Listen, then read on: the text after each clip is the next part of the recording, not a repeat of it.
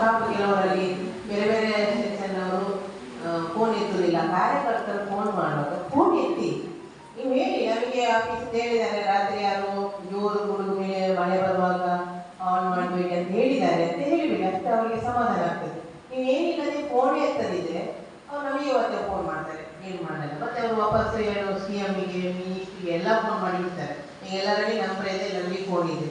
Current ಇಲ್ಲ, network ಇಲ್ಲ ಅಂತ ಹೇಳಿದ್ರು ಕರೆಂಟ್ ಇಲ್ಲ ಅಂತ ಹೇಳ್ತಾರೆ, ಆದರೆ ಫೋನ್ ಮಾಡಲಿಕ್ಕೆ ಕರೆಂಟ್ ಇರ್ತದೆ.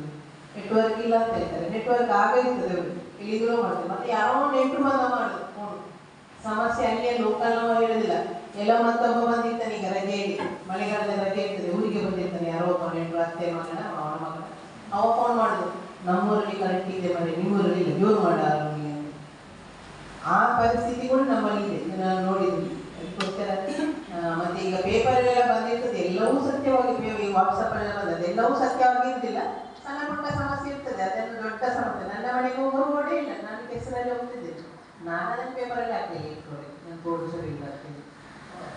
ನಾವು ಯೋಚನೆ ಮಾಡಬೇಕು, ನಮಗಿಂತಲೂ ಕಷ್ಟದಲ್ಲಿದ್ದಾರೆ. ನಾವು ತೊಳಿಕಾಲಕ್ಕೆ ಮೊನ್ನೆ ಹೋದೆ, ಅಲ್ಲಿ ಮನೆ ಗುಡ್ಡದವರು ರೋಡೇ ಇಲ್ಲ, ಹತ್ಕೊಂಡು ಹೋಗ್ಬೇಕು ನಾವು. ಮತ್ತೆ ಅವರು ಫೋನ್ ಮಾಡಲಿಲ್ಲ, ಆದರೂ ನಮ್ಗೆ ಇಷ್ಟು ಕಷ್ಟ ಇದೆ ಅಂತ. ಯಾರಿಗೆ ಒಂದಿಷ್ಟು ಒಂದು ದಿನ ಸಮಸ್ಯೆ ಆದವರೇ ಫೋನ್ ಮಾಡೋದು ಜಾಸ್ತಿ.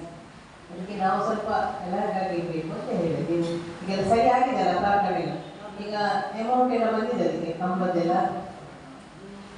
ನಿಮ್ಮಲ್ಲಿ ಇದೆ. ಯಾವುದು ನಿಮಗೆ ಬ್ಯಾಲೆನ್ಸ್ ಇಲ್ಲ, ನಾವು ತರಿಸ್ಕೊಡ್ಬೇಕಂತ ಏನಿಲ್ಲ. ಮನೆಯ ವಸ್ತುಗಳ ಹಾಗೆಂತಾದ್ರೂ ಕಂಪ್ಲೇಂಟ್ ಬಂದದುಂಟ ಇಲ್ಲ. ಅದಕ್ಕೆ ಒಂದು ಪರಿಹಾರ ಕೊಡುವಂತ ಹೇಳ್ತಿದ್ದೆ. ಸಿಡಿಲು ಬಡ್ದು ಓಡೆಗೆ ಟಚ್ ಆಗಿ ಮನೆ ಒಳಗಿನ ಸಾಮಾನುಗಳ ಹಾಳಾಗಿತ್ತು. ಫೀಲ್ಡ್ ಮಾಡ್ಬೇಕಷ್ಟೇ. ಹೇಗೆ ಯೋಚನೆ ಮಾಡ್ತಾರೆ ಅಂದ್ರೆ, ಇಲ್ಲಿಂದ ಹೊರಟ್ರೆ ರೋಡಲ್ಲಿರೋವೆಲ್ಲ ಅಪಾಯಕಾರಿ.